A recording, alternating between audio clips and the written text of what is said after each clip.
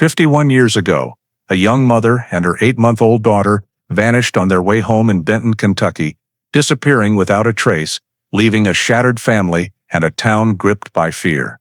Authorities suspected an accident into the lake, but with no bodies, no wreckage, no sign the car ever existed, the investigation eventually hit a dead end. Yet, decades later, a young police officer couldn't accept that the lake could swallow the truth whole, and she began digging into the dusty files of time.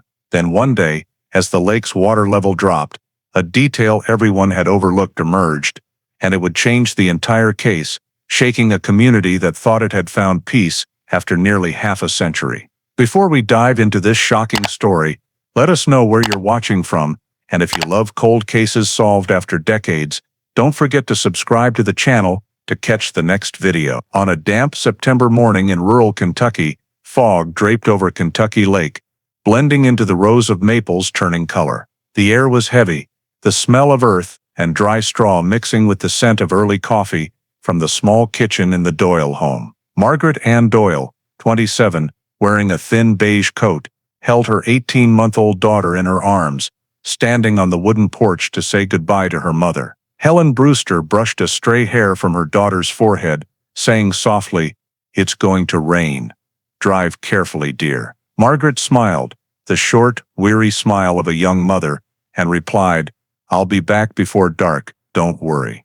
The baby in her arms stirred slightly, a small bottle peeking out from the leather bag on the front seat. The silver Chevy Nova was parked under the trees, its exhaust puffing faint white smoke. Margaret opened the door, secured her daughter in the back seat, carefully wrapping a blanket around her, then turned to wave one last time. The engine started, blending with the sound of wind sweeping across the water and the calls of wild ducks flying south. Helen stood still on the porch steps, watching the car glide along the misty dirt road, until it was just a silver speck lost in the thick fog. The house fell silent again. The clock in the living room ticked steadily. By noon, Margaret hadn't called as she usually did. Helen picked up the phone, dialed, and heard only a long ring that faded to silence. She tried again, same result. By afternoon, the sky darkened, black clouds rolling in from the lake, the wind carrying the metallic scent of rain. On the kitchen table, a meal sat cold, the plate of stew untouched. With each passing hour, a heavier fog settled in Helen's heart. As darkness crept through the windows, she sat by the phone, eyes fixed on the front door. Outside, the streetlight flickered and went out. Near midnight, the familiar sound of an engine hummed outside. But it wasn't Margaret who stepped in. Henry Doyle, her husband, soaked from the rain, his face pale with cold and worry, asked his mother-in-law, "Has she called you?" When she shook her head, he gripped the steering wheel tightly and muttered, "I'm going to the sheriff's office." Headlights cut through the wet road, reflecting a faint silhouette. At the Marshall County Sheriff's Office, the deputy on duty was logging the day's reports. Henry stood there, voice hoarse and laced with rain, saying, "My wife and daughter haven't come home. She left this morning." The deputy looked up, his eyes calm with the weariness of someone who'd heard too many bad stories. He wrote a line in blue ink, "Woman and infant, missing while traveling between Benton and Murray." No further comment, no question mark. Outside the window, rain pounded harder, lightning slashing the horizon over the lake. In the small room smelling of damp paper and stale coffee, the note sat quietly on the desk, its ink faintly smudging as if ready to fade. No one in that room knew that simple line would lie dormant for 46 years, waiting for the day the lake receded and the silence of the water was forced to reveal what people had tried to forget. The next morning, Sheriff Walt McCready arrived at the office earlier than usual. The rain hadn't stopped, the sky a solid gray like a wet blanket. The missing persons report for the Doyles sat on his desk from the night before, the paper creased from dampness. McCready read it carefully, lit a cigarette, then folded the file shut, saying to his deputy, "Start at the Lake Road." If she was heading to Murray, she'd have crossed Egner's Ferry Bridge. 2 patrol cars left the station in a drizzle. The clay road to the lake was slick as grease, last night's tire tracks washed away by water. The Aurora gas station was deserted, only an attendant wiping down a windshield. He said he hadn't seen a woman with a child yesterday morning. The corner store nearby was the same. No one remembered anything, just the steady hum of a generator in the rain. When the patrol cars stopped at the bridge, McCready stepped out, rain dripping from his hat brim onto his collar. Kentucky Lake stretched wide before him, its water murky like charcoal dust, the wind stinging his face. He scanned the area. No glass shards, no skid marks, no oil slicks, just mud churned up by the wind and the distant rumble of thunder. He turned to Howard, the young officer with him. "If there's a car down there, we'll never see it in this weather." Howard stayed quiet, gripping his flashlight, sweeping its beam over the black water. They walked the bridge's edge, boots sinking deep into mud. A child's soaked shoe washed ashore, but it didn't match Leela's size. McCready picked it up, stared for a moment, then tossed it back into the water. That afternoon, the rescue team brought an old sonar unit, 10 years outdated, showing only faint white specks on the screen. They scanned the area around the bridge pillars repeatedly, but the signal was weak, drowned in noise from mud and rocks. Once the screen flickered with a vague square shape, making the team pause. "Could be a car," Howard said. But when they lowered a steel net to check, it pulled up only a rotten log and some rusted beer cans. The rain grew heavier, and McCready called off the search. "Pointless," he said, voice low and rough. "If it was an accident, the waters buried it. If it wasn't, someone knows this lake better than we do." He sat in the car, lit another cigarette, and stared at the darkening lake, its ripples spreading and vanishing, as if the water itself was hiding something. 3 days later, as the search teams pulled back, the dirt roads around the lake had begun to dry, leaving only the smell of mud and gasoline lingering in the air. The sky was pale gray, the rain lighter, but the town's air remained heavy, as if waiting for something worse. The Marshall County Sheriff's Office smelled of dampness and cigarette smoke. Papers smudged, jackets hung on chairs still wet. Sheriff Walt McCready sat at his desk, a cold coffee mug beside him, staring at the no-findings report he'd signed. The phone had been ringing all morning, mostly hopeless inquiries from lakeside residents and rumors sprouting like mushrooms after rain. A man at the South checkpoint mentioned a stranger in a white pickup truck that day. A housewife swore she heard a child crying in the woods at dusk. The tips came in fragments, disconnected, none fitting together. That afternoon, McCready returned to the scene. The lake's wind still carried a chill, the mud thick enough to trap any step. A fisherman under the bridge, his brown raincoat caked with moss, looked up as McCready asked, voice hoarse, "See anything odd last Thursday?" The man wiped rain from his forehead and said, "A silver car was parked by the bridge, engine off, windows up. Thought they were having lunch, but when I looked back, it was gone." "Around 9 maybe." McCready noted it, following the man's gaze to the dark lake. Leaving the bridge, he drove along Highway 641. At a curve near Aurora, a truck driver was changing a tire. McCready stopped to talk. The man, about 40, face tanned, recalled something. Saw a young woman with a kid standing by the road, like she was waiting for someone. Didn't stop, figured her car broke down. But no car was around. McCready asked for the time. The man shrugged, maybe 10 or a bit later, not sure. That same day, another call came to the station. A woman living near the hills east of the lake said she was hanging laundry that morning when she heard a scream from afar, unclear if it was an adult or child. "Like someone calling a name," she said. Then it stopped. "I thought it echoed from across the lake." McCready listened silently, thanked her, and hung up. That evening, he spread a large map on his desk, marking each witness's location with red ink. Egner's Ferry Bridge to the west, the 641 curve in the middle, the woman's house farther east. The 3 points didn't form a line, just lonely red dots. McCready stared at them, cigarette smoke curling in gray wisps around his head. Each account came from a different time, each person recalling a different detail. No one was sure they'd seen the same person, same car, or same morning. Howard knocked, bringing 2 cups of coffee. "If they're all telling the truth," he said, "she was in 3 places at once." McCready gave a faint, tired laugh.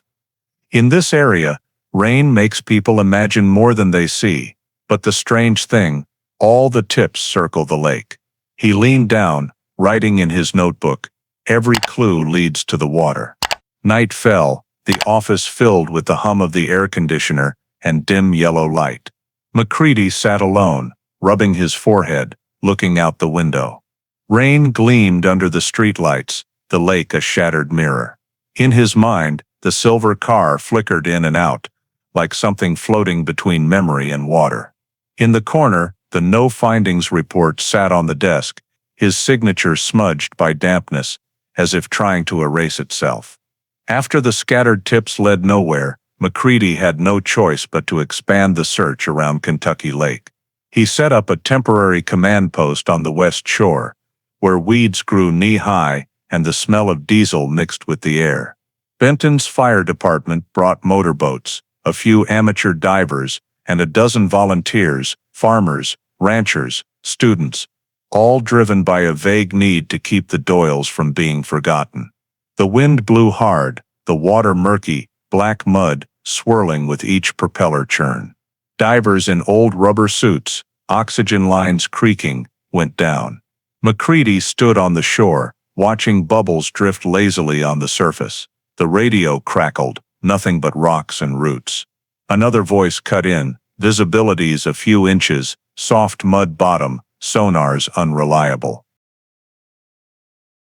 When they returned, the team was soaked, faces darkened by cold. A middle-aged man, Nolan, pulled McCready aside, pointing to a slope across the bridge. "We found tire tracks, old ones, maybe a truck, right toward the lake." McCready and Howard brought a measuring tape to check. Under wet grass were 2 faint ruts, running parallel for 10 feet before vanishing where the ground sank. McCready touched the soil, soft, like sponge. "Could be tire tracks, but it's been raining for days," he said evenly. "Not enough to conclude anything." Howard looked around, whispering, "If she went off here, there'd be skid marks." McCready only nodded, saying nothing. In the days that followed, search teams split along the lake's edge, sometimes wading into flooded maple groves. A woman brought sandwiches and coffee each morning. Everyone wanted to believe they'd be the one to spot the silver car, or at least a small trace. Glass, fabric, anything left of that vanished road. But there was nothing. Rain thickened, fog cloaking the water, until even Egner's ferry bridge was half lost in haze. Waterfowl scattered as rescue boats passed. One afternoon, McCready stood by the bridge railing, watching the dive team prepare. He said to Nolan, "I worked a case in '68. A car supposedly sank in Barkley Lake. We searched 2 months, found nothing. 4 years later, water levels dropped, and a fisherman spotted it. 3 people still in their seats, perfectly preserved." Nolan shivered slightly. They stood silently, watching the water's swirling ripples fade. When the divers surfaced, they brought only rotten branches and an old paint can. "Nothing," the team leader shook his head. "Deeper you go, darker it gets. Lights just show mud drifting like snow." On the 5th day, rain poured all day. The lake rose, swallowing the grass where the command post stood. Each step sank into thick mud. McCready, arms crossed, stared at a waterlogged map, red circles marking, searched areas clustered like half-stitched wounds. He said quietly to Howard, "We're searching a living thing. The water swallows everything and keeps it secret." Howard started to speak, but McCready raised a hand. "No need. Log it all, and pull back before dark." On the final day of the operation, the lake swelled until the bridge's edge was only feet from the water. Rain fell relentlessly, washing away the few traces they hoped to preserve. Marker flags toppled in the wind, nylon ropes floated loose. In the dusk, the lake was a giant mirror reflecting the solid gray sky. McCready looked down, feeling his own face drifting away with their efforts. He signed the order to end the search, as the last light faded on the water. That evening, In an office thick with the smell of rain and cigarette smoke, he typed the summary. 7-day search operation. No definitive findings. Suspicious skid marks found. Insufficient for conclusions. Poor underwater visibility. Rising water levels. Adverse weather. Recommend suspending investigation until new evidence emerges. He paused, listening to the rain on the tin roof. For a moment, McCready felt all human effort was just faint flickers of light sweeping through the lake's darkness, then gone. He stood, turned off the light, and stepped onto the porch. In the distance, Egner's ferry bridge loomed faintly through the rain. Truck lights passing like fragile streaks. The lake swelled, smooth and silent, as if it had swallowed everything. McCready pulled up his collar, took a deep breath, and knew from that moment Margaret Doyle's disappearance would slip from his grasp, like the ripples out there touched, then gone. By month's end, the case was closed. A red stamp on the top right. Investigation suspended. 3 days after the search ended, McCready called the entire team for a meeting. He sat at the head of the table, weary, eyes red from sleepless nights. A neon bulb overhead flickered, casting uneven light, matching the room's stifling, drained mood. "We have to end somewhere," he said, voice rough from cigarettes. "If we've got nothing, we need at least a direction for the report." Young Deputy Howard opened the file, reading aloud the 3 main theories the team had listed: accident, escape, or foul play. The room stayed silent. No one wanted to speak first. McCready scanned the faces, fingers tapping the table, then nodded for Howard to continue. First theory, accident. The car could have lost control, gone into the lake. But sonar found nothing, and if so, there'd be debris, skid marks, or at least an oil slick. There's nothing. He paused, glancing at his notes. Second, escape. But records show Margaret had no debts, no reason to vanish. Her husband, Henry, says there were no major conflicts. Neighbors say they lived quietly. Howard looked up, and finally foul play. But no witnesses saw anyone following or arguing with her beforehand. McCready took a long drag, smoke spilling out in a thick cloud, blending with the dim lamplight. "All 3 have holes," he said, voice low but firm. "But I don't buy an accident. A young woman, a toddler, dry road, new car. If it veered off, there'd be skid marks, oil leaks, something on the ground. Here, there's nothing. It's too clean, like someone swept up." An older officer, Merrick, spoke up. "Could the water have risen fast, washed it all away?" McCready shook his head. "Not that fast, and even then, something would surface. A license plate, a car seat, a kid's toy. I've seen wrecks float for a month before sinking fully." He paused, voice rougher. "No accident is this clean. Someone knows this lake." Howard looked at him cautiously. "You mean someone deliberately pushed the car in?" McCready didn't answer right away. He slowly stubbed out his cigarette, eyes fixed on the wall map. Small roads winding around the lake, linking Aurora, Benton, Hardin, like old veins. "Maybe," he said finally. "Or they lured her somewhere else, then staged it so the lake would take it all."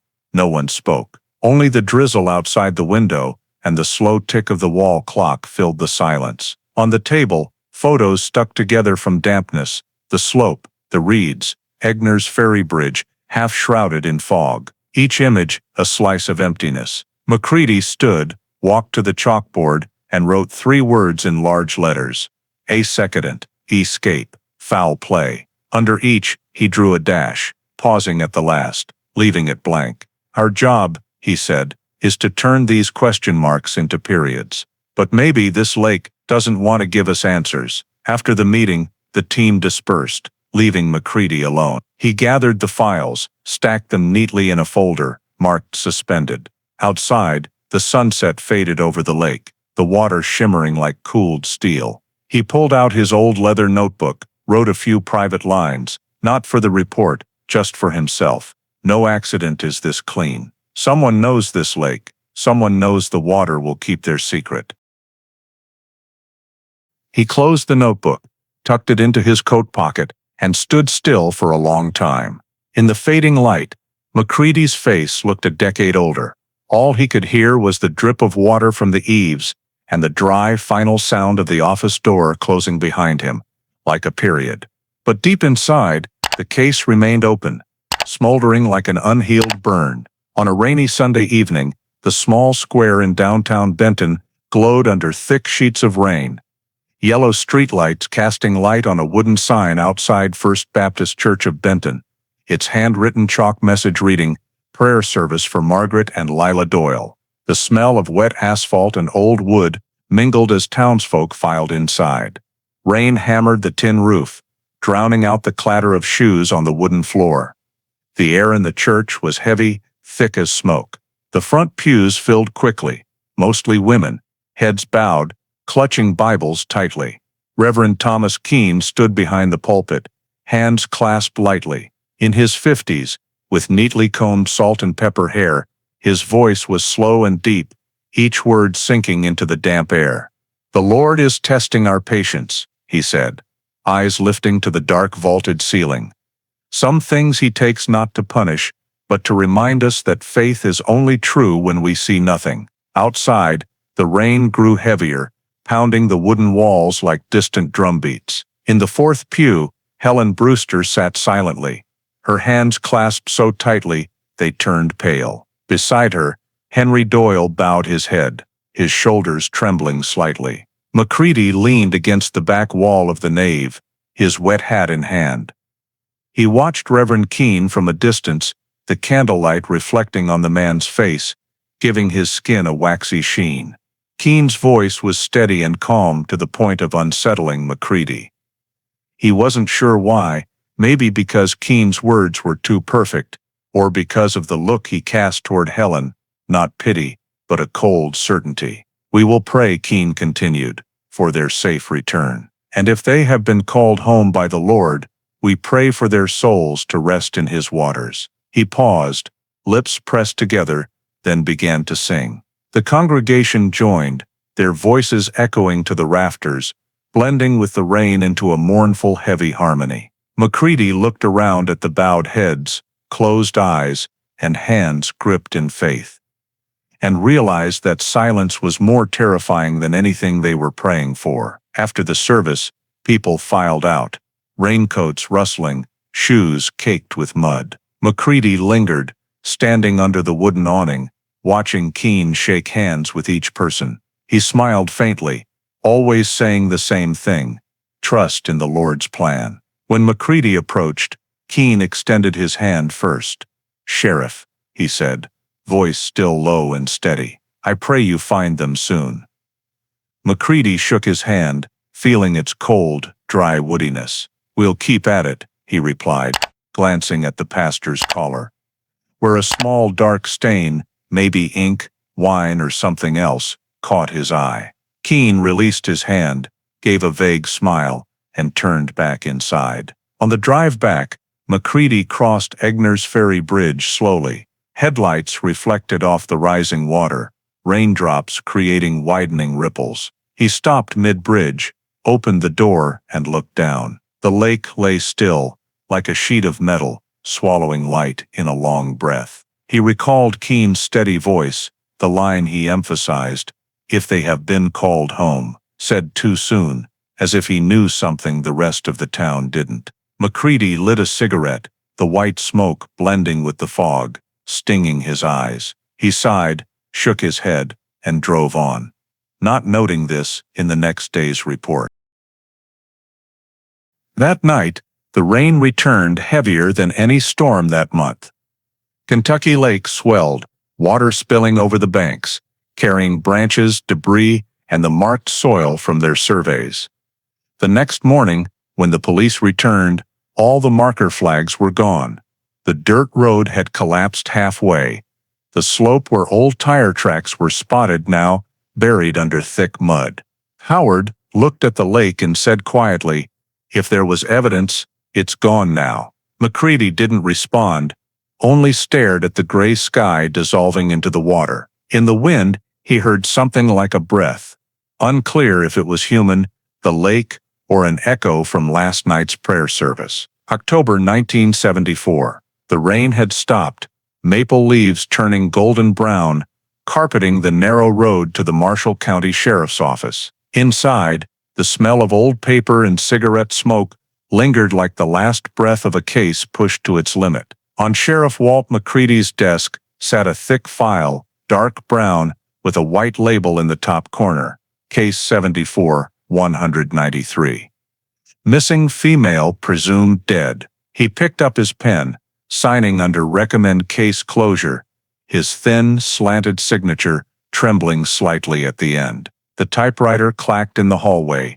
Rain blurred the window's reflection on the desk's glass, like a miniature Kentucky lake, flat and cold. There was nothing new to add. No witnesses, no physical evidence, no signs of foul play. Every report repeated one conclusion: mother and daughter missing, likely deceased in water. McCready knew he was putting a period on something that never had a clear start, but he also knew the town no longer wanted to hear about Margaret Doyle. Silence had replaced pity. Faith faded like lake mud, covering memory. He personally filed the case in the steel cabinet between a 1971 traffic accident and a 1965 disappearance never solved. When the cabinet door closed, the lock clicked softly, like a coffin lid. McCready stood still, listening to the sound fade, then sighed, muttering to himself, "That's that." But he didn't believe it. In the years that followed, he reopened the file occasionally. On winter nights, with wind howling through the door cracks, McCready would sit in his office, the desk lamp casting yellow light on an old photo, Margaret holding her baby in the front yard, her smile slightly awkward, eyes bright and distant. He reread every witness statement, the useless descriptions, then put it away. Deep down, one detail haunted him. No accident is this clean. Whenever he passed Egner's Ferry Bridge, he stopped for a few minutes. Once, he parked mid-bridge, leaned on the railing, and looked at the gray water below. An old fisherman rowing beneath called up, "Looking for something, Sheriff?" McCready replied, "No, just looking." But he was always waiting for the day the lake receded, for something to surface, even just a piece of metal or broken glass. In 1984, McCready retired after 30 years of service. His send-off was simple, held in a small meeting room. They gave him a plaque, a fountain pen, and a card with handwritten words. "Thank you for serving our community." As he left the station, he paused, looking at the filing cabinets one last time. The third drawer down, holding case 74-193, remained shut. He touched its edge, a private ritual, then walked away without a word. In his final years, McCready lived in a small house on the edge of Benton's outskirts, 10 miles from the lake. He grew strawberries, kept a hunting dog, and occasionally stopped by the town store for coffee. People said he aged quickly, but his eyes stayed sharp, and he grew oddly quiet whenever Kentucky Lake was mentioned. In the summer of 2002, he passed away in his sleep. No wife, no children, no close kin. Local police cleared his belongings, handing them over to the county office. Among old papers and worn leather notebooks, they found a small, torn scrap, penciled words faded but clear. "If the lake drops, look under Egner's Ferry Bridge." No one knew when he wrote it. Maybe in 1974, or years later, on another rainy night, when the case resurfaced in his mind like something lying beneath that water.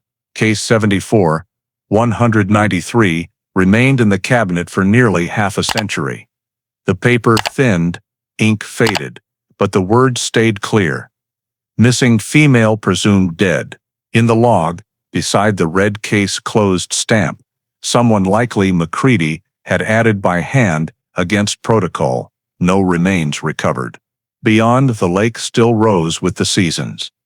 Egner's Ferry Bridge cast its shadow on the heavy water as if nothing had happened. But on rare clear days, when the wind stilled, passers-by said they could see a metallic glint under the shimmering surface, as if an old car lay waiting, biding its time to be seen. Summer 2020, Kentucky faced its worst drought in nearly 3 decades. Kentucky Lake, always high year-round, dropped 12 feet, exposing cracked mudflats and old tree stumps like dry bones. Fishing boats had to be dragged hundreds of yards to reach the water's edge. Local news covered the drought, but in the small U.S. Army Corps of Engineers office in Grand Rivers, it wasn't the water level that caught attention.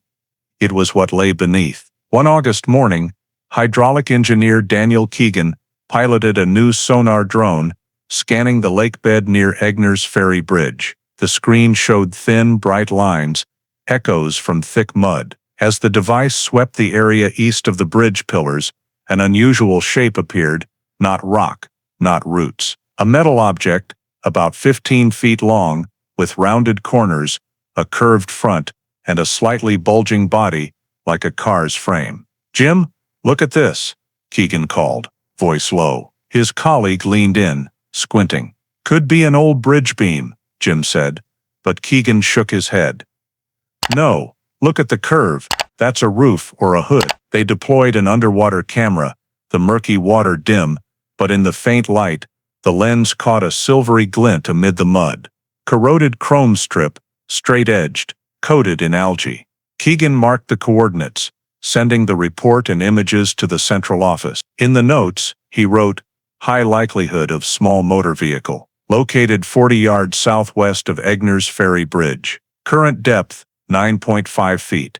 2 days later, the report reached the Kentucky State Police Cold Case Division in Frankfort. On the desk of Captain Naomi Sanders, a 40-ish woman with neatly tied brown hair, the printed sheet was creased from being held too long. She flipped to the report's end, where a line read, "Coordinates match approximate location noted in case file hash 74193. Below it, a handwritten note, "Ref note by Sheriff McCready." She leaned back in her chair, tapping her fingers, a habit when deep in thought. Beside her, Agent Paul Herrera opened the storage cabinet, pulling out a dusty brown file, its faded label still legible in typewriter font.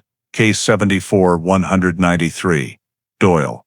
Margaret Ann missing female. Presumed dead. Naomi opened it, the smell of old paper and faded ink rising, Time's familiar scent. On the first page, she saw McCready's note, slanted right, the M stretched, the Y jagged. "If the lake drops, look under Egner's Ferry Bridge." Below was his signature, blue ink smudged by dampness. Naomi gave a faint smile, a mix of surprise and respect. 46 years, she said softly, to herself. Herrera glanced at her. "You think that's the car, boss?" Naomi replied, "I think that old man was never wrong. Let's see if McCready was right." 3 days later, the Kentucky State Police Cold Case Division, with the Corps of Engineers technical team, set up a command post at the foot of Egner's Ferry Bridge. On the pontoon deck, the ROV sonar screen showed faint, bright patches, curved lines, flattened circles, where the car had lain for 46 years. "Reskin at 23 degrees, Keegan said, voice taut. The team huddled around the screen, watching the feed from the diving robot. A dark shape emerged, distorted in the mud, but unmistakable, a car's frame, solid and clearer than any other metal wreck. The light pierced the silt, reflecting off the roof's curve and the front bumper's edge. Naomi Sanders stood behind, hands in pockets, watching silently. As the ROV moved closer, details emerged, the car's nose buried in mud, driver's door ajar, windshield cracked in a spider web. The gear shift was still in two. A seatbelt, half torn, swayed in the murky current. Naomi leaned closer to the screen, saying softly, "Chevy Nova, 1973. Keegan nodded, "And the license plate. Hold on, I see it." The camera panned to the rear, mud caking the plate, but as the robot's water jet cleared it, numbers emerged. KY 2749D. Keegan read aloud. Herrera checked the file. "It matches," he said. "Plate registered in 1974 to Margaret Ann Doyle's vehicle." No one spoke further, only the sound of water lapping the pontoon and the ROV's faint hum from 9 feet below. Naomi signaled to prepare the lift. An older diver, Rick Morrison, hooked cables under the chassis. "Driver's doors open about 2 inches, he said over the radio. "Windshields cracked but intact. Cars tilted toward the bridge pillar, nose down." Naomi asked. Anything inside? Morrison paused for seconds. Not clear. Mud's thick. But something's there, light-colored. As the steel cables tightened, the water churned, black mud spewing in thick streams. Slowly, the roof surfaced. Then the body, the silver door dulled, rear tires flat like old rubber. The smell of rust and organic decay rose sharply. When the car was set on shore, a technician hosed off mud with high-pressure water. Reporters were kept 30 yards back, hearing only the scrape of metal. Photograph the scene, Naomi said, voice hoarse. 2 forensic techs snapped photos from every angle, every detail. In the sunlight, the license plate matched the 1974 record perfectly. The driver's door was ajar, the frame corroded. When opened, a sour, briny smell hit. Inside, mud coated the floor. A child's shoe was caught in the brake pedal. The team's heavy breathing stopped when Morrison leaned into the driver's seat. Bones, he said softly. Naomi stepped forward, gloved, crouching beside the car. In the dark mud, an adult skull emerged, jaw intact with teeth. In the back seat, smaller, a child's skeleton, only a few joints remained. Between them, something glinted, a silver necklace tangled in the seatbelt, its pendant engraved with 2 simple, elegant letters. TK. Naomi held the pendant, wiping it with gauze. Under the mud, the silver still shone, the engraving sharp. TK, Herrera repeated. Doesn't match Margaret Doyle or her husband. Naomi looked up, brow furrowed. No, but it matches someone else, someone who was here. Forensics continued recording, tagging each item. They collected bone samples, fabric scraps from the back seat, even mud from the door crevices. Everything was numbered, labeled. A child's pink plastic bracelet surfaced when Morrison brushed mud aside. Naomi stared at it, then said slowly, "Log it, and test all DNA." The preliminary report was done that afternoon. In the scene summary, Herrera read aloud, "Vehicle, 1973. Chevrolet Nova, silver, license plate KY 2749D matches, record from 1974, missing case hash, 74193. Vehicle retrieved 40 yards west of Egner's Ferry Bridge, submerged in silt. Driver's side door partially open, windshield fractured, gear lever in position 2, inside vehicle. Skeletal remains of adult female and child, approximately 1-2 years old. Silver necklace inscribed TK recovered from between front seats. Collision pattern, inconsistent with accidental submersion. Naomi stopped him at the last line. Read that again. Herrera did, slower. Collision pattern, inconsistent with accidental submersion. She nodded, eyes darkening. Meaning the car didn't go in from losing control, she said. It was likely pushed. Keegan chimed in, based on the dents, I'd say so. The rear bumpers caved in, not aligned with the fall. If it was an accident, the impact would be frontal. Naomi looked at the lake, voice low but firm. Someone wanted that car down there. She stood still, listening to water drip from the car to the ground. A chill ran down her spine. Not just because an old case was coming alive, but because she knew, somewhere in that dusty file, McCready had thought the same. Late afternoon, as forensics packed up, the last sunlight glinted on the lake, dull gold and cold. Naomi signed the report, then looked at Egner's Ferry Bridge, casting its shadow on the water. In the hot summer wind, she heard a faint metallic scrape from the lakebed, then silence. Send the samples to the Lexington lab, she said, and pull all files on Reverend Thomas Keene. Herrera turned, startled. Keene, Naomi nodded slightly. The silver necklace with T. I want to know who he was before he was a pastor. The wind blew through, carrying the smell of metal and old mud, the scent of a case rising from the water, and a secret that perhaps never fully sank in 46 years. A week after the recovery, the Kentucky State Forensics Lab in Lexington glowed with cold white light.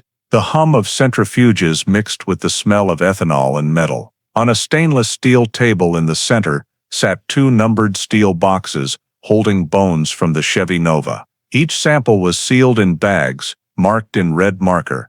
Case hash 74193. Doyle, Margaret Ann Doyle, Lila May. Lead technician Dr. Emily Kearns opened a bag, taking a small shin bone sample, placing it in a lysis tray. 12 hours later, DNA results appeared on the screen. 2 parallel gene sequences matched data from the Doyle family's genetic profile, stored in the national database since 2008. When Kentucky began digitizing old missing persons files, no doubt, Kearns said, removing her gloves. It's Margaret and Lila. The report was rushed to the cold case division. Naomi Sanders received the PDF at 7:14 a.m. The subject line was simple: positive ID. Doyle, Margaret and Lila. She read it 3 times, then leaned back in her chair. So McCready was right, she said softly, about the location and the unspoken conclusion. But the next section of the report stopped her. A line underlined in red. Trace evidence analysis indicates presence of human blood, type O, found embedded in the front passenger seat fabric. Blood does not match either victim. She read each word slowly, a chill spreading down her spine. Not from either victim. That meant a third person was in the car. Moments later, Herrera walked in, coffee in hand. Naomi held up the file. Type O blood, she said. Not Margaret's, not Lila's. He frowned. Type O's common. Millions have it. Naomi replied, not so many if we narrow it to a 10-mile radius around Benton in 1974. That morning, they sat in the electronic records room, accessing the state's archived residency database. The 1974 data, digitized from paper records, was old and incomplete but sufficient for Naomi's purpose.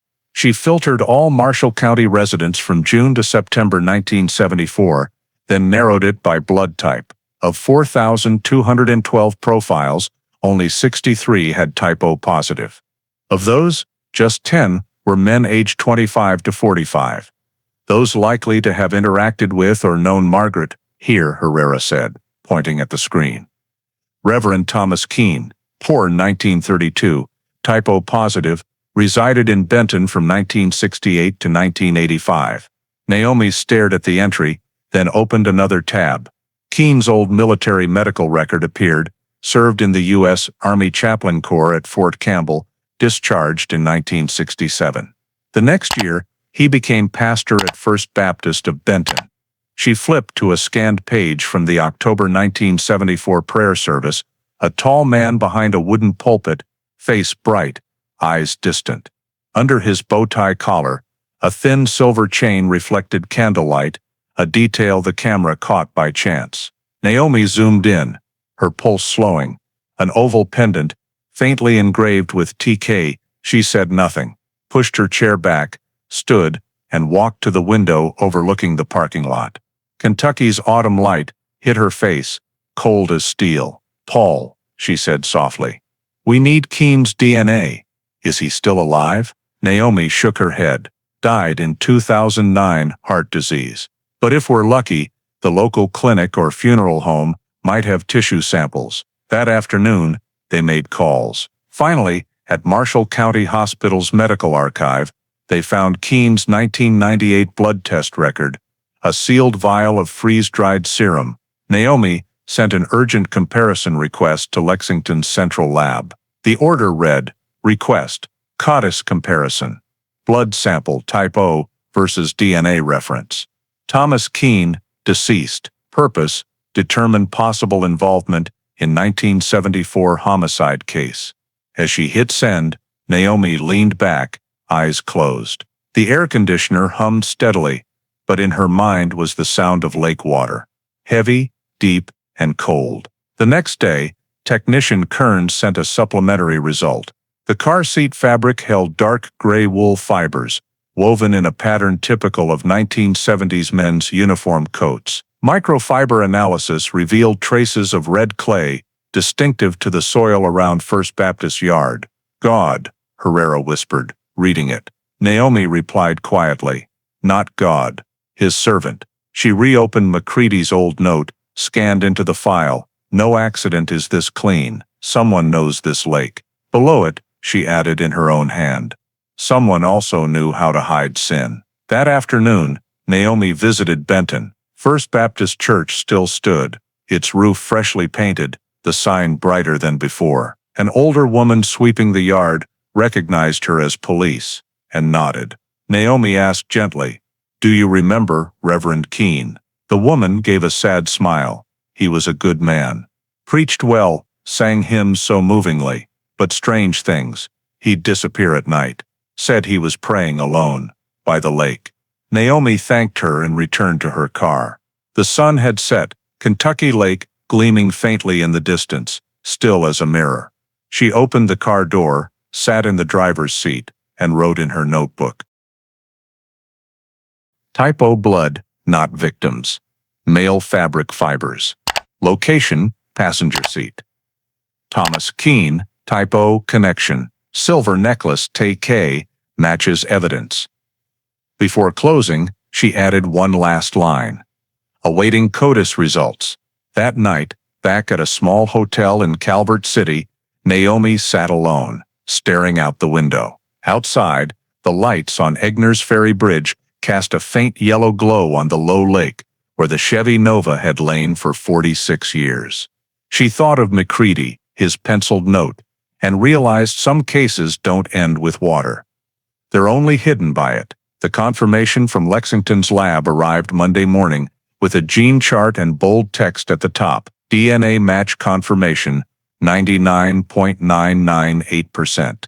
Thomas Keene. Naomi Sanders read it twice. She didn't need the percentage to believe. Just seeing the number, she knew the 46-year-old case had begun to speak its long-hidden truth. In the office's quiet, the printer hummed steadily, spitting out a 3-page report. The final line read, "Blood sample on car seat fabric matches 100% with stored serum DNA of Reverend Thomas Keene. Born 1932. Naomi sealed the report in an envelope and looked at Herrera. He nodded, face set. So it was him. Not just that, she replied. We need to see what else he left behind. 2 days later, the team obtained a warrant to search Keene's home in rural Mayfield.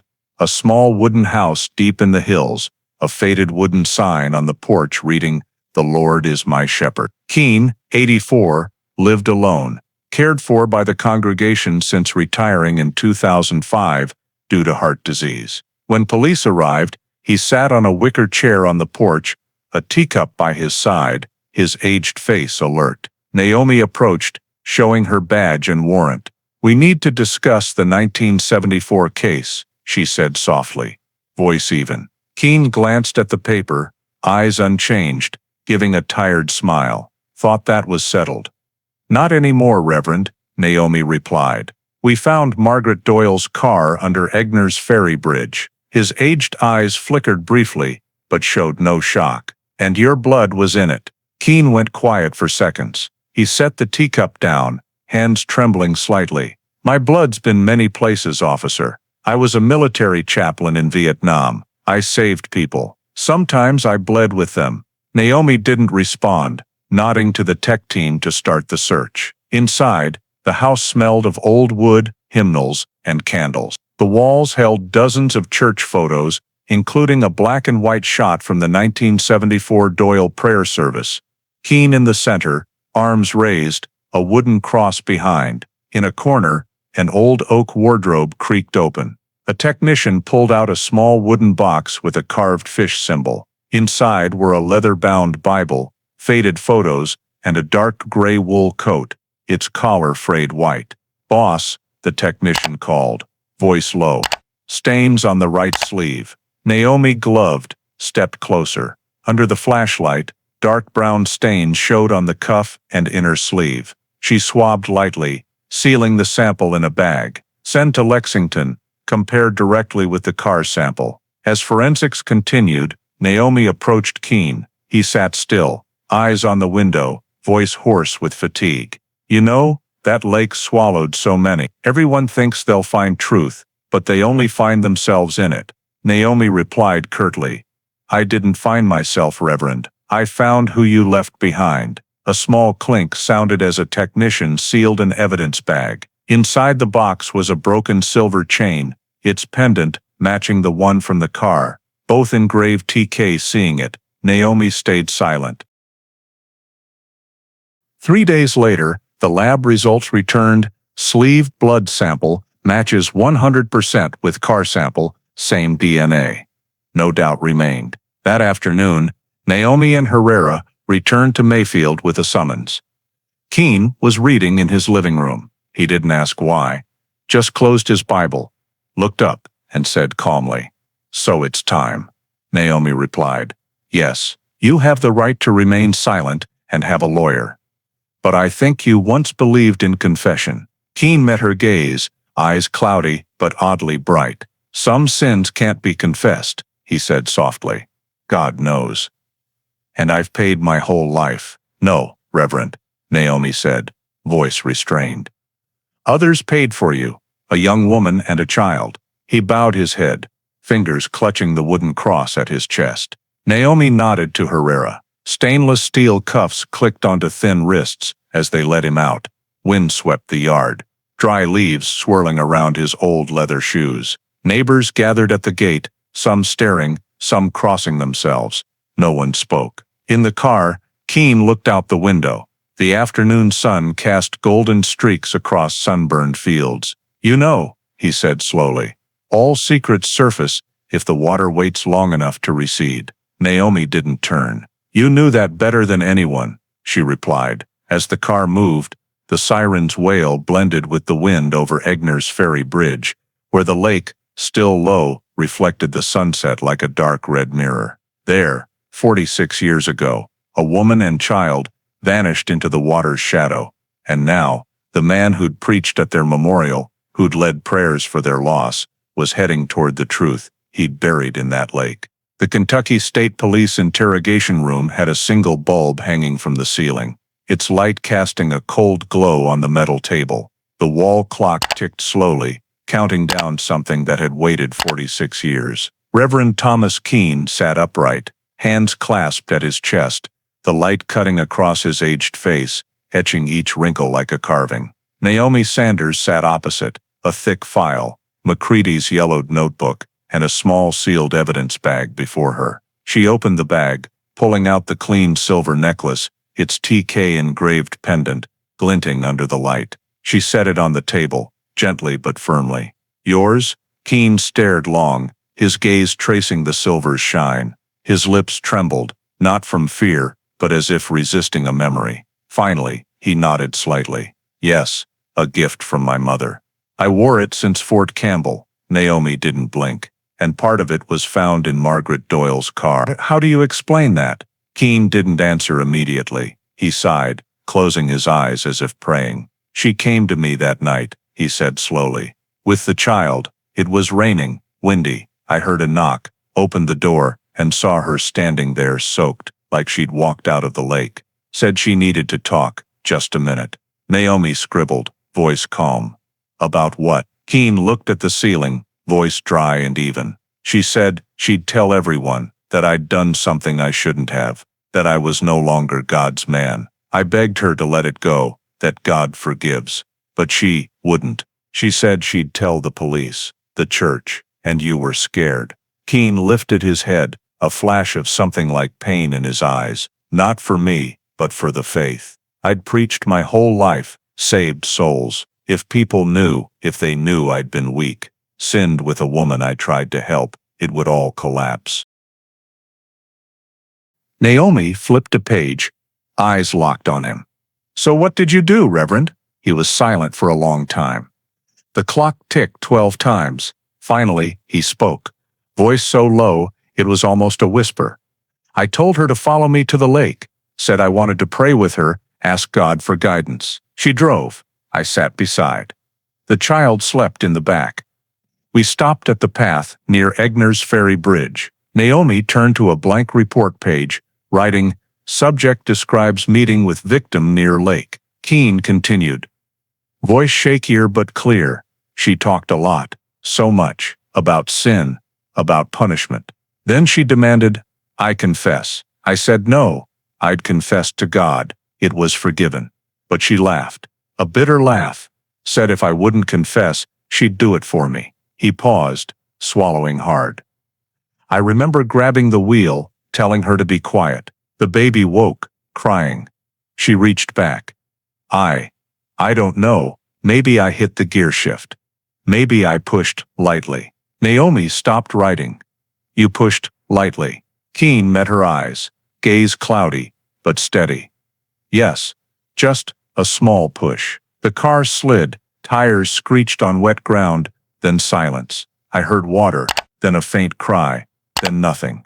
The room grew heavy, their breaths audible. Naomi set her pen down, voice low. You knew that slope. You'd preached prayers for lake folks for years. You knew one push would send the car straight to the lake bed. Keen didn't answer. A tear rolled down his wrist, tracing wrinkled skin. I stayed there a long time. I prayed. I thought God would give me a sign. But there was only rain and water. I threw the necklace into the lake. Part must have caught in the car door. Naomi slid the report toward him. Read it. If it's correct, sign here. He took the pen. His hand shook badly. The signature sprawled, wavy like ripples. Thomas E. Keen. Naomi studied it, then stood. Anything to add? Keen looked up, eyes cloudy, but oddly light. You know, he said slowly, I still preached about forgiveness. But for 40 years, I didn't dare ask it for myself. I thought God was silent, but he was just waiting for the water to recede. Naomi gathered the file, nodding to the guard outside. The door opened, hallway light flooding in, brighter than the room. 2 young officers entered, cuffing Keen's hands. He didn't resist. As he stood, he glanced at the necklace on the table, saying softly, Give it to her mother. Tell her I remember that prayer service, but I prayed in the wrong direction. Naomi didn't respond. She bagged the necklace, sealed it, and signed the label. As the door closed, the room sank back into silence. On the table, the interrogation report was still wet, where the shaky signature bled, ink smudging like water, leaving traces of what was hidden too long. Naomi sat alone for a few minutes. She looked at McCready's old photo in the file, his stern face, eyes bright with sadness. She whispered, You were right. No accident is that clean. Then she closed the file, adding a new line, Confession obtained, subject, Thomas Keen. Statement, I pushed the car. Outside, Kentucky's sunset fell, casting faint gold on the lake. Under Egner's Ferry Bridge, the water flowed quietly, reflecting the sky like a mirror done keeping secrets. A week after Keen signed confession, the Kentucky State Police Cold Case Division conducted the final step scene reconstruction. Not just to corroborate the confession, but to confirm Margaret Doyle didn't die by accident. At Kentucky Lake's south side of Egner's Ferry Bridge, the area was cordoned off. In the early light, forensics experts set up a 2-meter LiDAR laser rig linked to a 3D trajectory simulation system. Naomi Sanders stood beside, arms crossed, watching the screen display a silver-gray 3D model. Every detail of the bridge, slope terrain, and 1974 shoreline soil recreated to the inch, based on old satellite photos and geological data. Scene analyst Dr. Mark Hollister explained evenly. We simulated 1974 ground conditions, humidity, and slope angle from Marshall County weather logs. If Margaret's car slid from its park spot near the bridge railing, average speed at water impact would be about 24 miles per hour. But, he tapped the keyboard, a red curve appearing, the car stopped short of the slope's edge, lacking momentum to clear the railing. It didn't slide on its own. Naomi stared at the red line. So, an external push? Exactly. Hollister adjusted the view. A green arrow showing force from behind. We estimate a force equivalent to a light impact from a medium-weight truck, like a 1971 Ford F-100, to make the Chevy Nova jump the slope and land where we found it. Herrera looked up, whistling softly. Ford F-100. Keen drove that model. Hollister continued. 12-degree slope, 7.6 meters from tire contact to water's edge. With that force, The fall trajectory matches the 40-yard west of bridge coordinates, where you recovered the car. No deviation beyond 30 centimeters. He turned to Naomi, voice firm. Not an accident. It was an intentional push. Naomi said nothing. She stared at the 3D model. The red accident line halted mid-slope.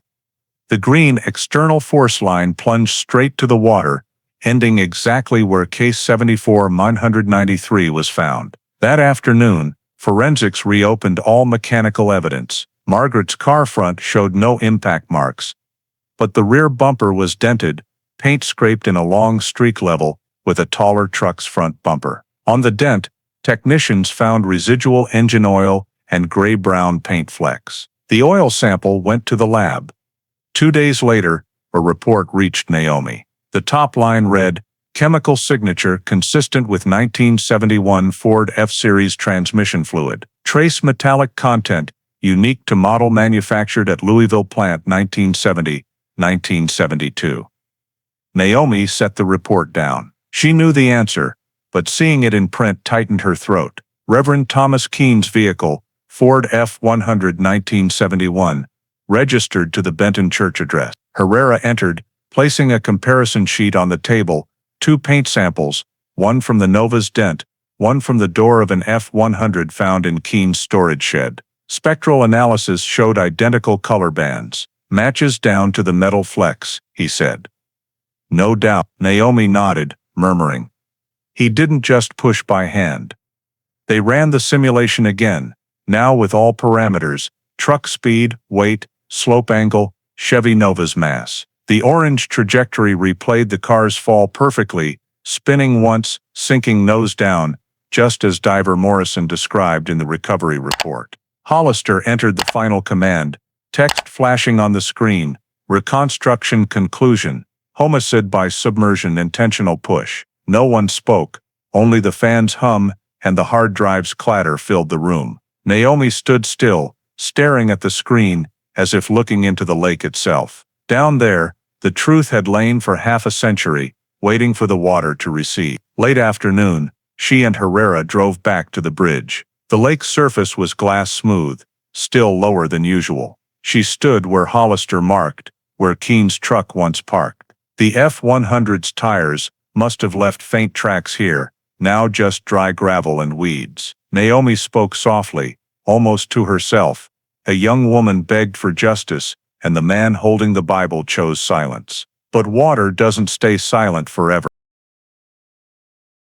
Herrera stayed quiet, watching the sunset reflect on the lake. Voice low. I don't think he remembers everything he did, but the evidence does. Naomi nodded. She pulled out her phone, snapping a photo of the bridge and the gap under the railing. In the lens, the red dusk coated the lake. A bright streak stretching where the Chevy Nova once sank. Send the conclusion to the DA, she said. Charge, homicide by submersion. Intentional push, Herrera replied. Got it. As they turned away, Naomi glanced back. The water's ripples whispered in the breeze. She imagined McCready years ago, standing in cold rain, eyes on the lake, writing his final note. If the lake drops, look under the bridge. Now, every question mark had become a closed period. Evidence, models, trajectories, chemicals, and a trembling confession on paper. No longer, case 74-193. Missing female presumed dead.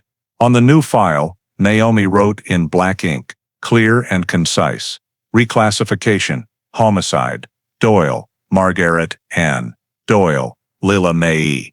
She closed the file, her chest heavy yet calm, like Kentucky Lake after a breeze, when the water no longer hid what it once swallowed whole.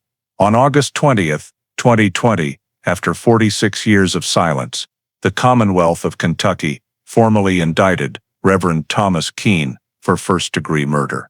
The case file, Commonwealth v. Thomas Keene, bore a new number but old ghosts.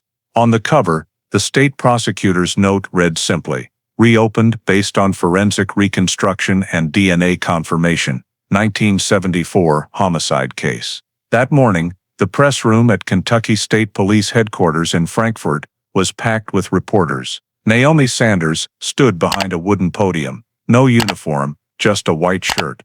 Her voice calm but razor sharp. We've confirmed this was not a traffic accident. Physical, biological, and scene evidence point to one conclusion. Margaret Ann Doyle and her daughter Lila Mae Doyle were murdered. The perpetrator, Thomas Keene, pastor in Benton, has confessed. The case is classified as homicide by submersion, intentional push. The room fell silent for seconds. A Lexington Herald reporter asked, "Did he fully confess?" Naomi answered curtly. He said, "I pushed the car. The rest we leave to the courts to define." 3 hours later, Keene was escorted to Marshall County Jail. In an orange jumpsuit, white hair, hands trembling slightly, his eyes still sharp. As he walked the long hallway to his cell, dozens of camera flashes flared. A reporter shouted, "Reverend, anything to say?" Keene paused half a second, giving a weary smile. "God knows everything." At the state prosecutor's office, Chief DA Allison McCrae sat at a conference table, a nearly 300-page file before her, summarizing the entire investigation. The first page listed key evidence in order. 1. Biological evidence. Typo DNA on the Chevy Nova's passenger seat fabric matches 99.998% with Reverend Thomas Keene's stored serum DNA. Dried blood on Keene's right sleeve matches the car sample exactly. Male uniform fabric fibers containing red clay particles distinctive to First Baptist of Benton's yard. 2. Physical evidence. Silver necklace engraved with TK matches the fragment found in the victim's car. Paint, engine oil and metal structure on the rear dent match samples from a 1971 Ford F-100 vehicle owned by Keene. 3. Technical evidence. Scene reconstruction. 3D model confirms the car could not have slid on its own due to slope angle and terrain conditions. Fall trajectory matches precisely with the discovery location, requiring a rear impact force equivalent to a medium-weight truck's collision. 4. Testimonial evidence. Signed confession from Keene. Admitting to lightly pushing the car with the victim and child inside. 46-minute interrogation recording. Keene's voice steady, no coercion, witnessed by public counsel. McCrae closed the file, looking at Naomi. "This was a case without bodies for nearly half a century. You and your team gave the dead a voice again." Naomi only nodded, voice hoarse. "No case stays under water forever." That afternoon, Marshall County Court received file 2020 CM 417. In the indictment, the prosecutor wrote clearly, "The defendant, Thomas Edward Keene, did unlawfully and intentionally cause the death of Margaret Ann Doyle and minor child, Lila Mae Doyle, by means of mechanical force, resulting in submersion in Kentucky Lake, thereby committing murder in the first degree under KRS 507.020. When the document was read publicly, some Benton residents present broke into tears. They remembered the 1974 prayer service, where Keene himself led prayers for the mother and child to return to God. Now, they learned he had sent them there. That evening, WPSD 6 News opened with an image of Kentucky Lake under moonlight, accompanied by commentary. A disappearance once deemed a tragic accident is now confirmed as murder. The perpetrator, a man the community called Reverend, will face first-degree murder charges. Justice may be slow, but the water receded and the truth surfaced. Naomi watched the broadcast from her office, silent. Herrera entered, placing a coffee cup before her. McCrae says the preliminary hearing opens in 2 weeks. The press is calling this the coldest case solved in Kentucky history. Naomi gave a faint smile. "We didn't solve it for records. We did it for her." She looked at the old photo on the wall, Margaret holding her daughter on the porch, light blurred, smile gentle and quiet. Beside it, a newly printed report was pinned, bold text reading, "Commonwealth vs. Thomas Keene." Outside, rain fell again after months of drought. The sound pattered on the windows, resonant, as if Kentucky Lake wanted to speak again. Naomi stood, closed the file. "Finally," she said softly. "McCready has his answer." Downstairs, a young officer posted a notice at the gate, "Defendant in custody. Bond denied. Trial pending." In the blank note section, someone, perhaps Naomi, had added in pencil 3 words. The lake spoke. The preliminary hearing at Marshall County Court, morning of September 4, 2020. The air was thick with the smell of polished wood and air conditioning. Fluorescent lights casting white across silent faces. On the defendant's bench, Reverend Thomas Keene sat upright, his aged face etched with fine veins, hands clasped tightly on his knees. The orange jumpsuit stood out in the pale gray room. Behind him, the gallery was packed. Reporters, Benton residents, and elderly churchgoers who once attended First Baptist. Across, Prosecutor Allison McCrae stood, a thick file before her. Your Honor, this is the preliminary hearing for Commonwealth person Thomas Keene, she began, voice firm. We move to certify all collected evidence, including DNA samples, physical items, scene reconstruction results, and the confession. Defense attorney John Merritt, a silver-haired man with wire-rimmed glasses, stood immediately to object. Your Honor, the defense requests suppression of the DNA evidence due to an invalid source. My client's, Reverend Keene's, serum sample was taken during a 1985 voluntary blood drive. He never consented to its use in criminal investigations. Accessing and entering it into CODIS violates privacy rights under the Personal Data Protection Act. Murmurs filled the room. Naomi Sanders, seated in the witness section, kept a cold gaze on the defendant. McCrae responded, calm but resolute. Your Honor, the 1985 serum was stored per state medical protocols and under Kentucky Criminal Code 17451B. Biological samples have no time limit for use in identifying persons in open felony cases. This is a textbook case. Homicide reopened upon new forensic evidence. We have approval documents from the Department of Health and National CODIS. The sample's use is entirely legal. Judge Raymond Elkins, a heavy-set man with a deep voice, leaned back. He studied Keene, then asked, Counselor Merritt, can you prove the sample was obtained improperly? Merritt adjusted his glasses, replying, no direct evidence, but medical ethics require. Elkins cut him off, voice like a hammer. This court doesn't try ethics, sir, it tries evidence. A ripple of soft laughter came from the press row. Merritt paled, struggling to stay composed. McCrae stood, presenting a copy of Lexington Lab's approval order. All procedures were signed off. Analysis shows the blood in the victim's car matches the defendant's DNA at 99.998%. Combined with the scene reconstruction and confession, this evidence is central to proving intentional homicide. Elkins flipped pages, eyes scanning quickly, then tapped his gavel lightly. The court grants the prosecution's motion. The DNA sample is valid. Evidence remains in the record. Whispers mixed with rapid scribbling from reporters. Merritt leaned to whisper to his client. Keene nodded faintly, face unchanged, eyes drifting as if hearing nothing. McCrae stood again, voice steady.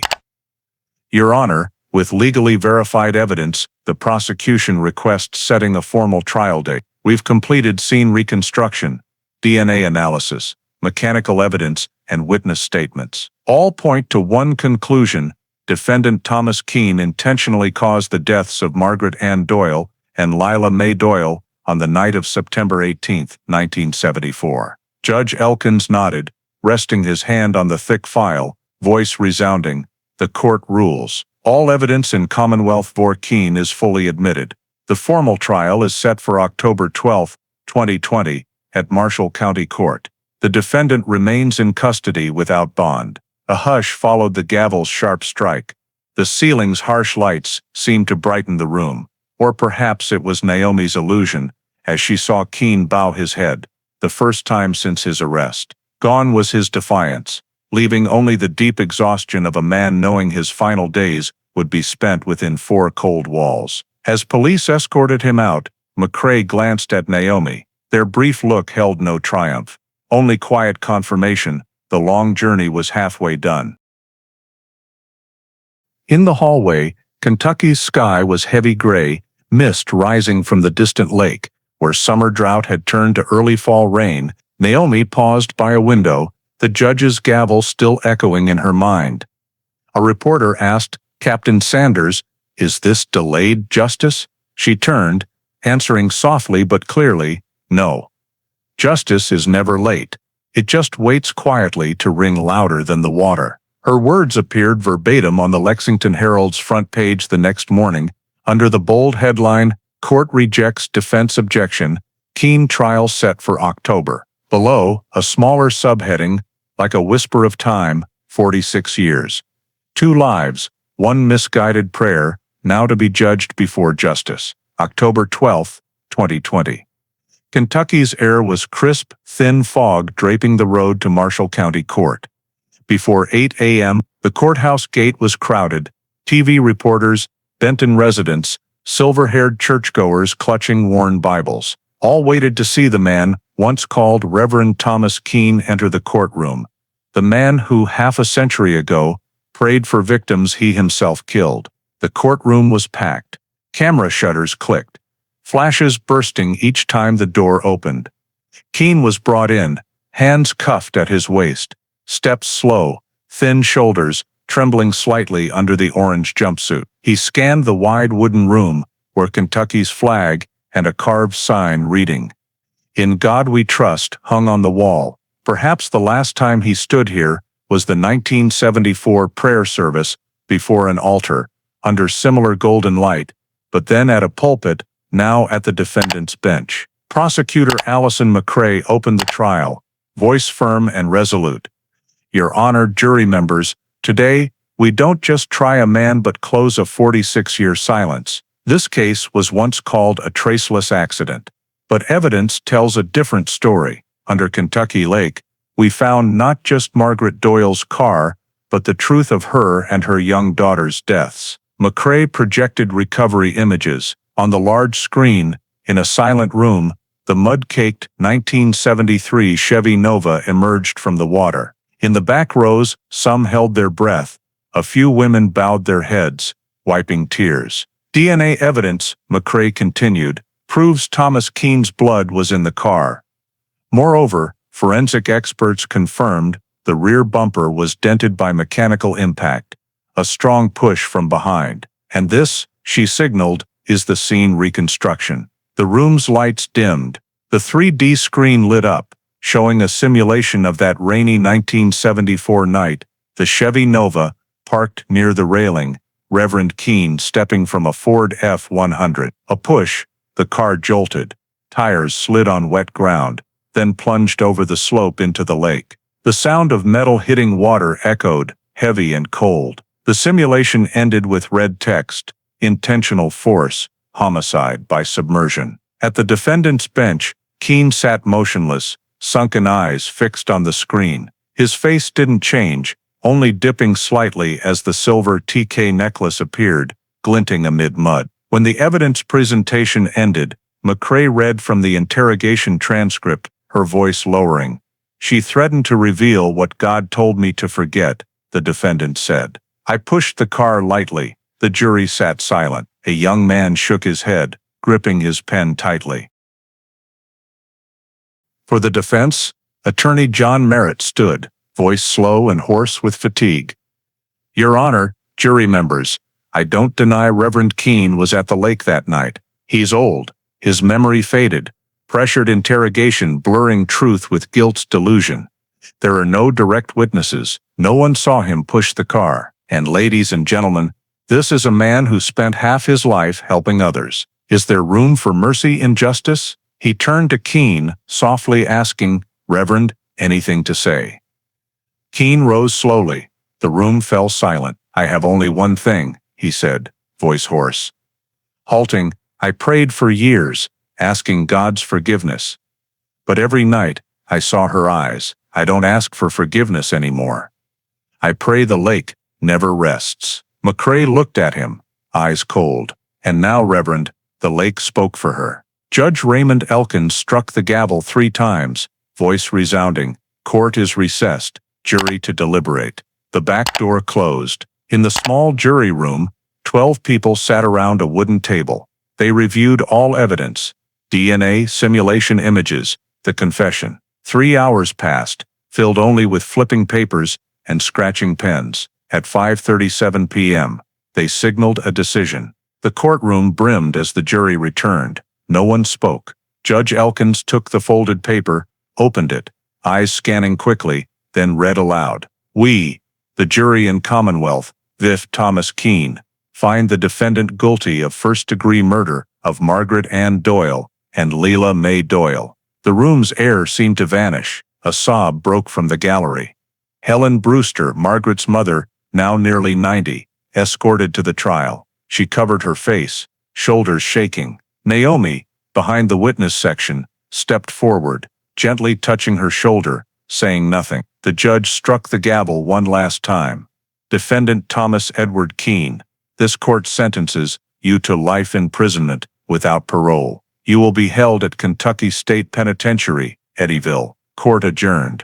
Keene stood still. He didn't resist, didn't speak a final word. He only bowed his head, slowly making the sign of the cross on his chest. As guards led him away, sunset light slipped through the window, casting a faint golden glow on his face, not unlike that 1974 afternoon when Kentucky Lake swallowed 2 lives. Outside, reporters swarmed. Questions flew.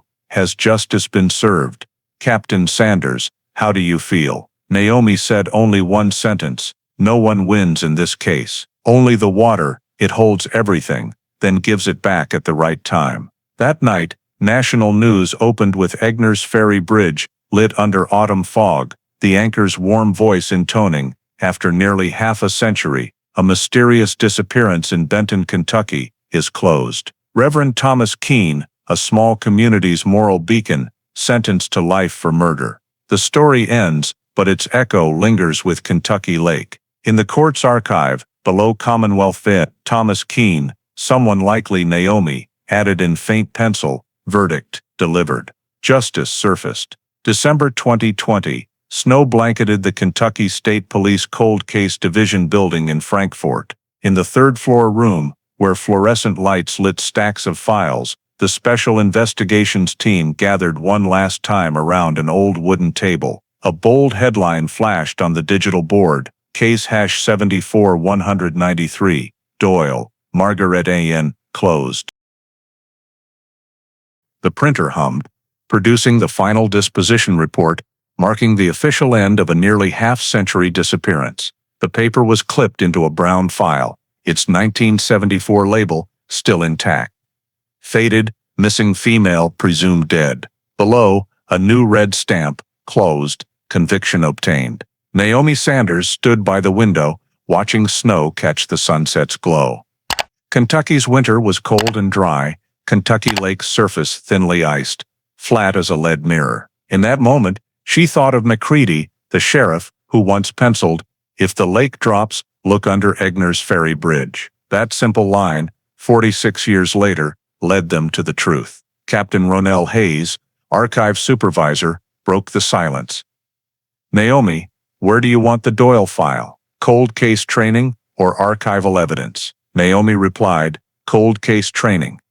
It should be the first lesson for new recruits." Hayes nodded, entering the file code, CCDB, Module 01, resolved by DNA forensics. On the screen, the Doyle file turned blue, signaling a closed case. The final status read, "Transferred to Cold Case Database, December 18, 2020. Inside the file, beyond technical reports, Naomi tucked a small envelope, a replica of the silver TK necklace, recreated from the original evidence. Not to honor the perpetrator, but to remind that every detail, no matter how small, has a voice. This, she said softly, was the first confession.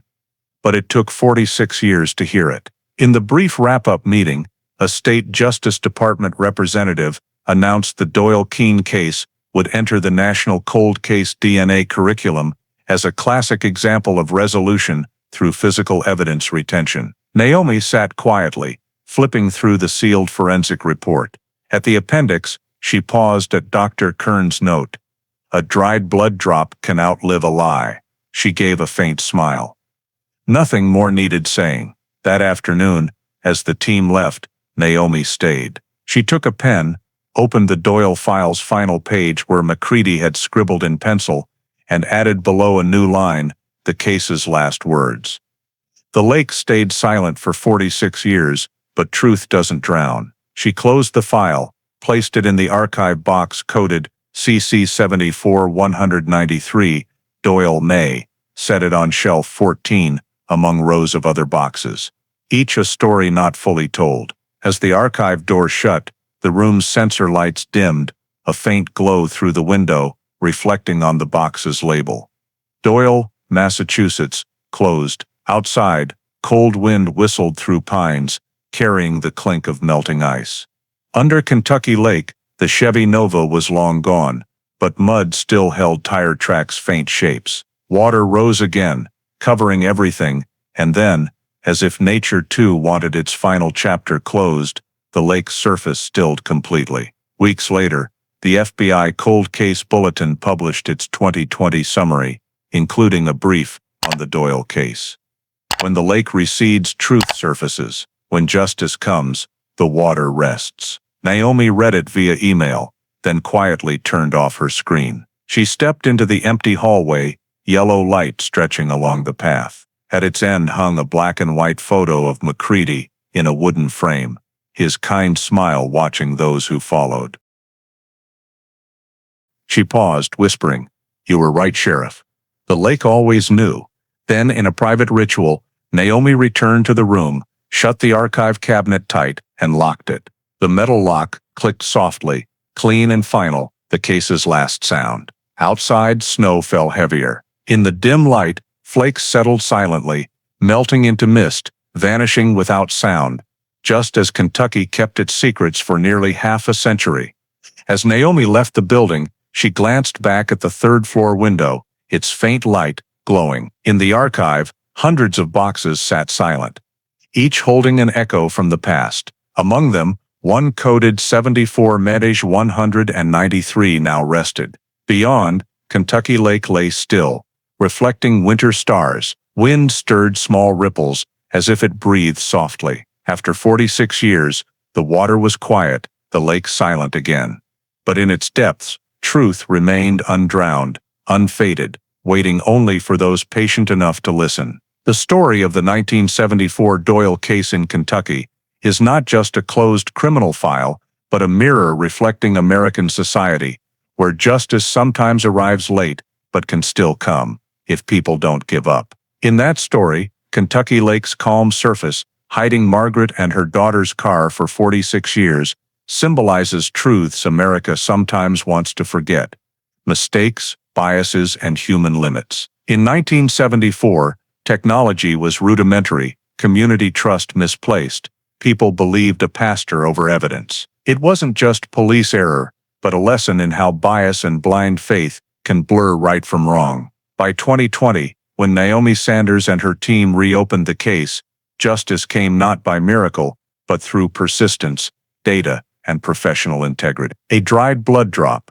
a paint fleck, a scrawled note in Macready's notebook, all proved truth doesn't drown, only lies submerged in time's water. In today's America, amid information overload and doubts about justice, this story reminds us what's right doesn't need noise, but it needs to be pursued to the end. The lesson isn't just for police or investigators, but for every citizen. Preserve truth, however small, and dare to question when the crowd is silent. Because, as the final line on Benton's memorial plaque reads, water can hide everything except sin. In America today, justice still needs people willing to look into the lake and not fear their own reflection. Thank you for joining us on this journey to uncover the truth beneath Kentucky Lake, where justice seemed drowned in silence. Subscribe to the channel to explore more cold cases with us, where water may hide much, but truth never vanishes.